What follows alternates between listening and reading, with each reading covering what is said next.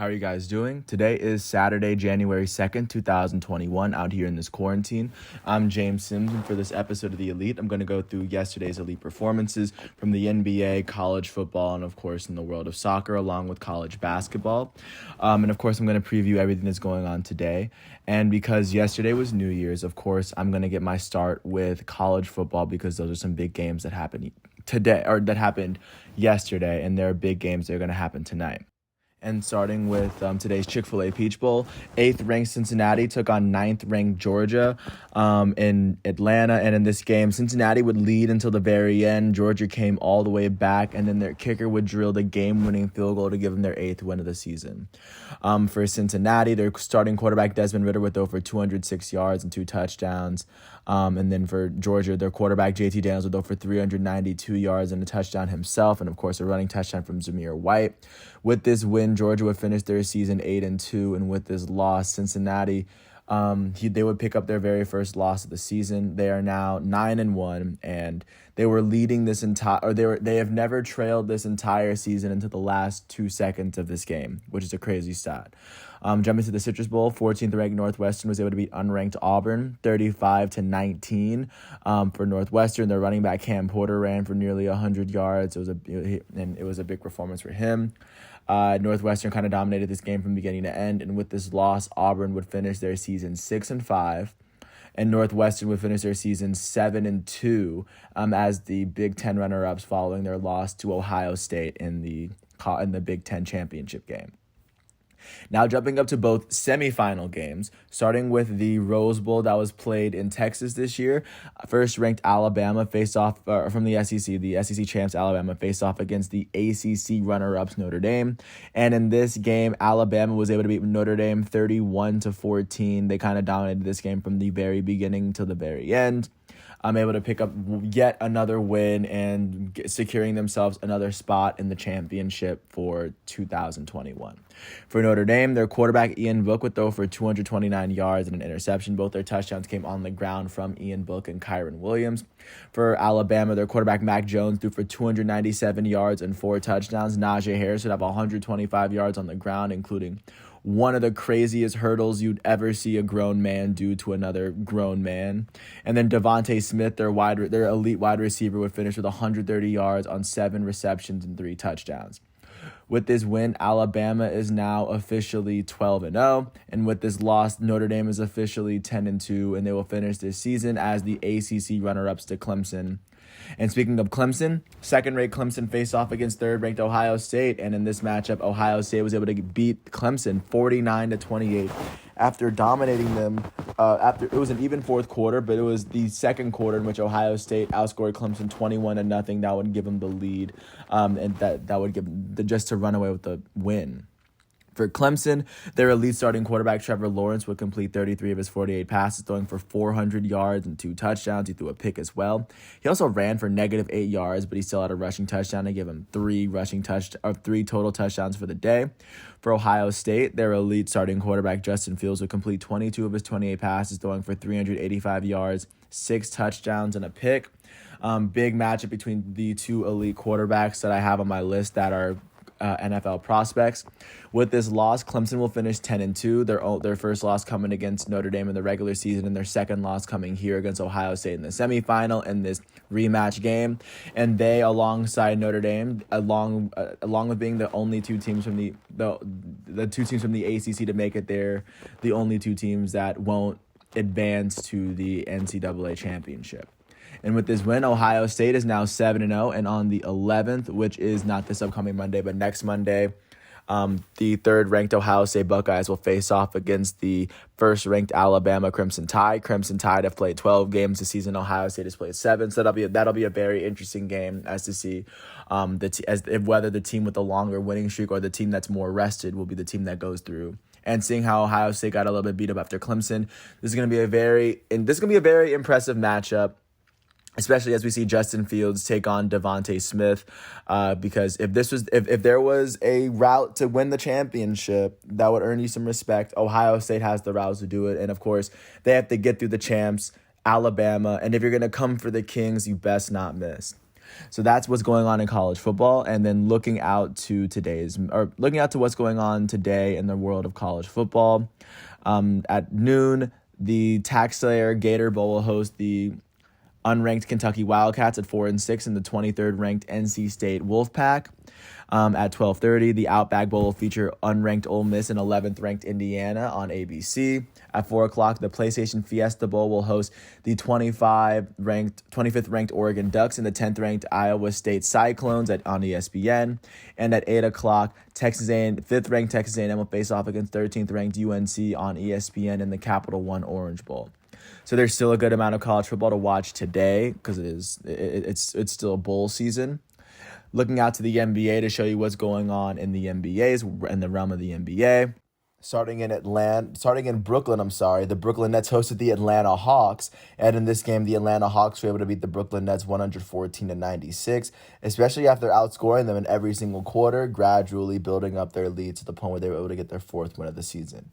For the Brooklyn Nets, their elite starting point guard Kyrie Irving would finish with 18 points, 11 rebounds, 4 assists, and 2 steals.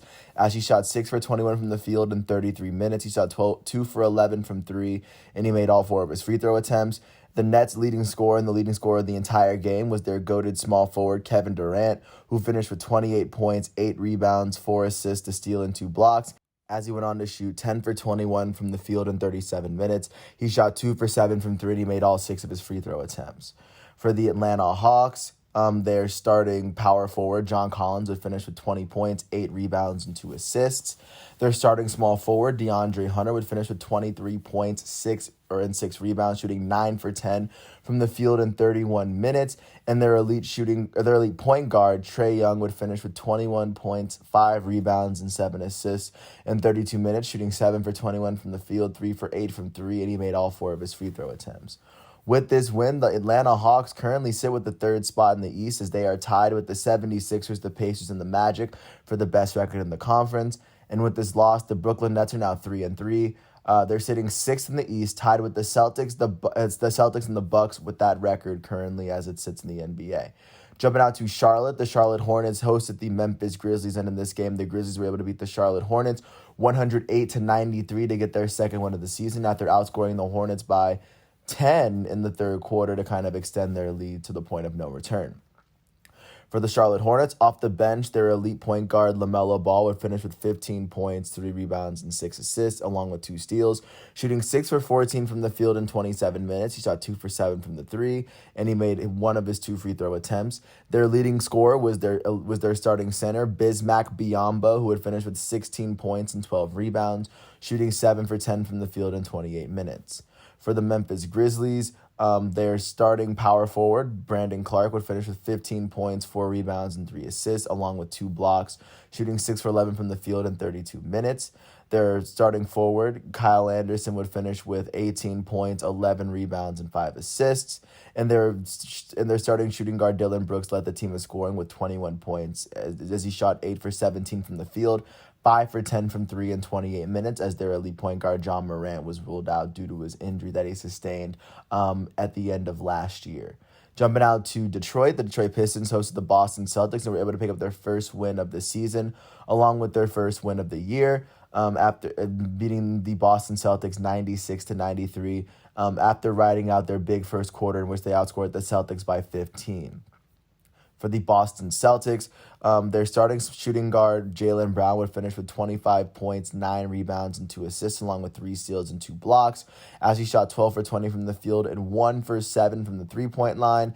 And their elite power forward, Jason Tatum, would finish with 28 points and 6 rebounds, shooting 11 for 24 from the field and 3 for 11 from 3. For the Detroit Pistons, off the bench, their former MVP point guard, Derrick Rose, would finish with 17 points, 5 rebounds, 4 assists, and 2 steals, shooting 7 for 12 in 24 minutes. Their starting shooting guard, Saddiq Bey, would finish with 17 points and 7 rebounds in 30 minutes, shooting 5 for 11 from the field, all 5 of his made field goals coming from the three-point line. Their leading scorer was their power forward, Jeremy Grant, who would finish with 24 points on the night, helping the Pistons pick up a really big win on the season. He had 24 points and 4 rebounds in 37 minutes, shooting 9 for 24 from the field. With this win, the Detroit Pistons picked up their first win of the season. They are currently sitting with the 14th spot in the East, as they are half a game better than the Wizards at the very bottom. And with this loss, the Boston Celtics are currently 7th in the East with a 3-3 record, tied with the Nets and the Bucks at that record in the very middle of the East. Jumping out to Dallas, the Dallas Mavericks hosted the Miami Heat and were able to beat them 93-83 after outscoring them by 11 in the second and 5 in the third. To help them get just a really big win, especially at home, to get their first win at home. For the Miami Heat, off the bench, their point guard Avery Bradley would finish with 15 points in 18 minutes, shooting 5 for 8 from the field. And the Heat's leading scorer was their elite center, Bam Adebayo, who would finish with 19 points, 11 rebounds, and 4 steals.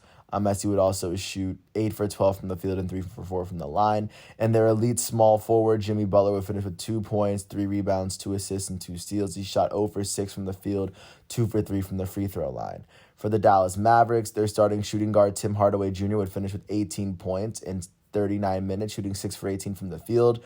And their elite point guard, Luka Doncic, would lead the Miami Heat and the Dallas Mavericks, both teams in scoring for the day. He finished with 27 points, 15 rebounds, and 7 assists in 36 minutes, shooting 9 for 22 from the field, 3 for 10 from 3, and 6 for 9 from the free throw line. With this win, the Dallas Mavericks are now currently 2-3. They're sitting with the 10th best record in the West, as they are tied with the Spurs, the Timberwolves, the Warriors, and the Grizzlies with the same record.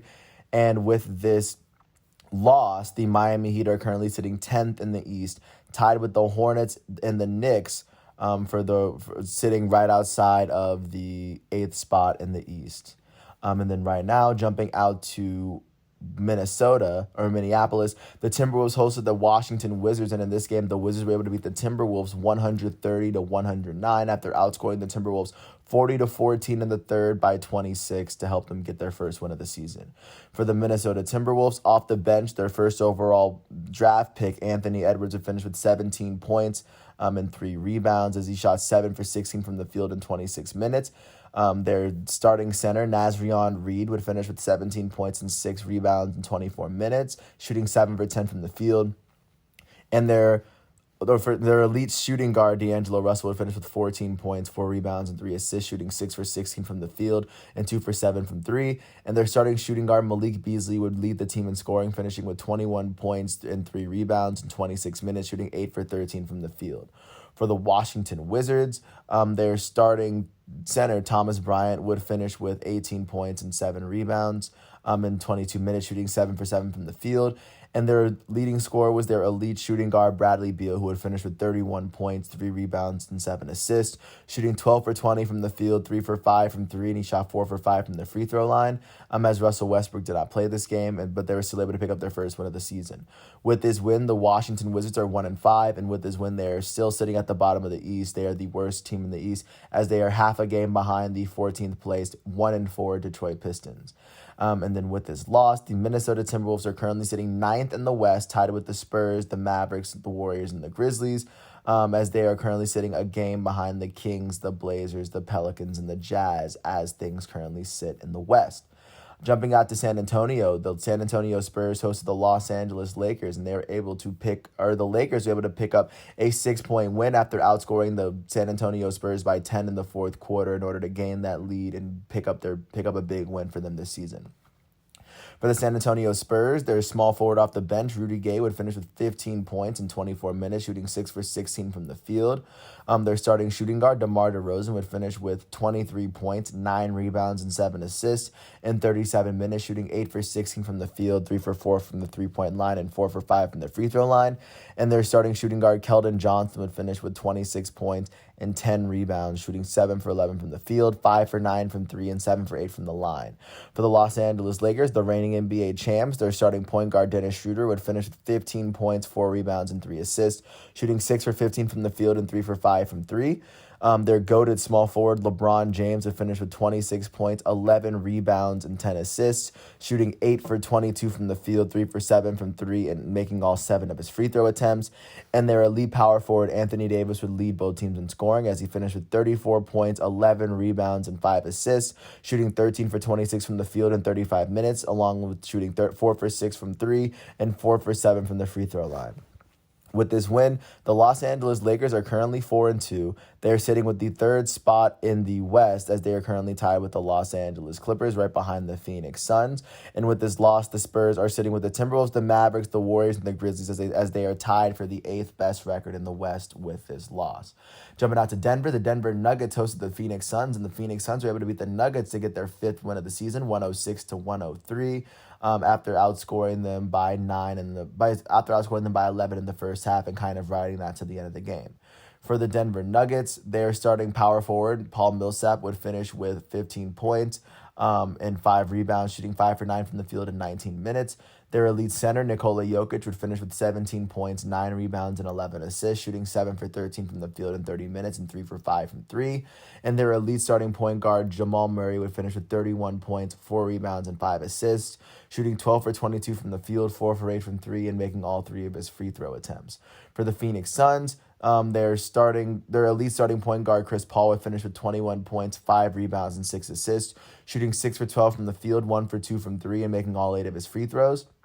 Their starting center, DeAndre Ayton, who was the number 1 overall pick in the 2018 draft. He would finish with 22 points and 11 rebounds, shooting 10 for 13 from the field. And their elite shooting guard, Devin Booker, out of Kentucky, would finish with 22 points, 2 rebounds, and 2 assists in 35 minutes, shooting 9 for 17 from the field and 3 for 7 for 3. With this win, the Phoenix Suns are now 5-1, and they are currently sitting on top of the West with the best record in the entire conference. And with this loss, the Denver Nuggets are dropped down to 1-4, where they are the league's worst. Where they have the league's worst record, as they are half a game behind the 14th place Oklahoma City Thunder at 1-3. Jumping out to Utah, the Jazz hosted the Los Angeles Clippers and were able to beat them 106-100 after outscoring the Clippers by 12 in the first quarter and outscoring them by 10 in the third quarter. It was a back-and-forth game, but of course this time it would go to the Utah Jazz. For the Los Angeles Clippers, their goated small forward Kawhi Leonard would finish with 20 points, 16 rebounds, and 9 assists, along with 3 blocks, as he shot 8 for 19 from the field in 39 minutes, shooting 2 for 4 from 3 and 2 for 4 from the free throw line. And their elite shooting guard, Paul George, would finish with 25 points, 8 rebounds, 4 assists, and 6 steals. He had all 6 of the team's steals of the day. He shot 6 for 22 from the field, 5 for 13 from 3, and made all 8 of his free throw attempts. For the Utah Jazz, their elite starting shooting guard, Donovan Mitchell, would finish with 15 points, 4 rebounds, and 5 assists, shooting 6 for 14 from the field. Their elite center, Rudy Gobert, would finish with 12 points and 9 rebounds, shooting 5 for 10 from the field. And their leading scorer was their starting point guard, Mike Conley, who would finish with 33 points and 7 assists, shooting 11 for 20 from the field in 34 minutes, shooting 7 for 14 from the three-point line, and going a perfect 4 for 4 from the free throw line. And then last but not least, jumping out to Oakland, the Golden State Warriors hosted the Portland Trailblazers. And the Portland Trailblazers were able to beat the Golden State Warriors 123-98 after outscoring them by 11 in the second half. Big win for them. And, of course, they outscored them by 15 in the first quarter as well. So they were kind of dominating this game from the start. For the Golden State Warriors, their starting small forward, Andrew Wiggins, would finish with 15 points and 4 rebounds in 33 minutes, shooting 5 for 12 from the field. And their goated point guard, Stephen Curry, would finish with 26 points, 8 rebounds, and 5 assists in 34 minutes, shooting 9 for 20 from the field, 4 for 12 from 3, and making all 4 of his free throw attempts. For the Portland Trailblazers off the bench, Carmelo Anthony would finish, their future Hall of Famer would finish with 18 points on the night and 5 rebounds as he moved to 14th overall on the NBA's all-scoring list. Their starting small forward, TJ McCollum, would finish with 28 points and 4 assists, along with 3 steals, shooting 11 for 21 from the field, 4 for 11 from 3. And their elite point guard, Damian Lillard, would finish with 34 points, 4 rebounds, and 8 assists in 35 minutes, shooting 11 for 21 from the field, 6 for 10 from 3, and he made all 6 of his free throws. Looking at the last 2 games and how that shapes the Western Conference, starting with the Clippers and the Jazz. With this win for the Jazz are currently sitting in the 4th spot. They're tied for the 4th best record in the West with the Pelicans and the Trailblazers. And with this loss, the Los Angeles Clippers are currently they're tied for the second best record in the West with the Los Angeles Lakers at 4-2. And then in the Trailblazers and Warriors game, with this win, the Trailblazers move up they're tied in 4th place with this win, with the Jazz, the Pelicans, and the Kings at 3-2. And with this loss, the Golden State Warriors are now 2-3, tied for the 8th best record in the West. with this loss. But that's what the NBA is currently looking like. Looking out to what's going on today, January 2nd, starting from the top with I'm going to start with the primetime games. At 5 o'clock, the 1-2 Houston Rockets are going to face off against the 3-2 Kings on NBA TV. And then later on NBA TV, the 3-2 New Orleans Pelicans are going to host the 1-3 Toronto Raptors on NBA TV. At 7 o'clock, the Pacers are going to host the New York Knicks. The Orlando Magic are going to host the OKC Thunder. The Sixers are going to face off against the Hornets. At 7:30, the Atlanta Hawks host the Cleveland Cavaliers. And the New Orleans Pelicans host the Raptors, but I kind of already said that one. That's what the NBA is looking like for today. And jumping out into college basketball to see what's going on with everything going on there. But of course, there were no big games yesterday.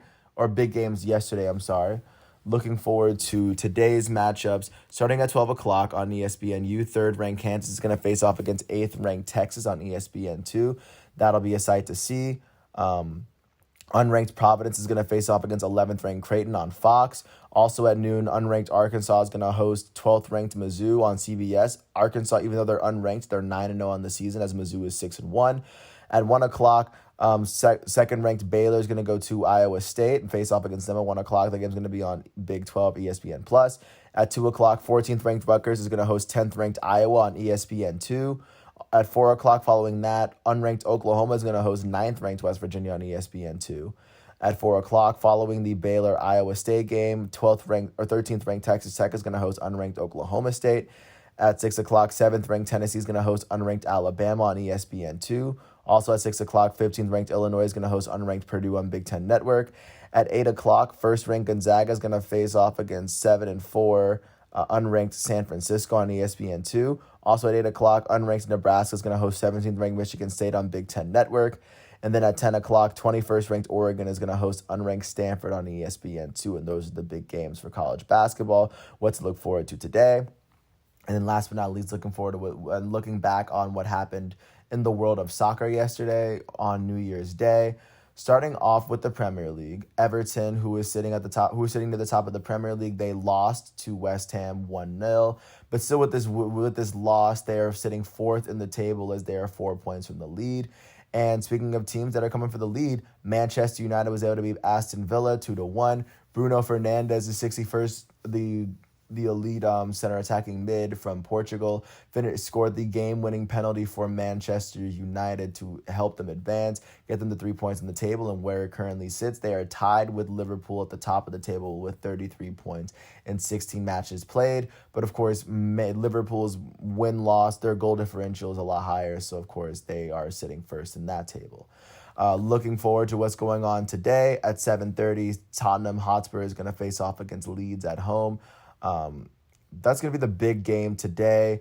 In the Bundesliga, looking at what's going on over there, just RB Leipzig is going to go to RFB Stuttgart.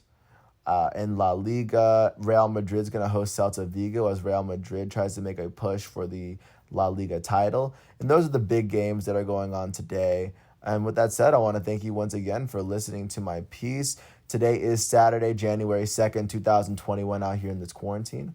I'm James Sims. In addition to this, I'm going to do an elite profile on Fernando Tatis Jr. later today. With that said, I want to thank you once again for listening to my piece, and peace out. I'll catch you again later on today.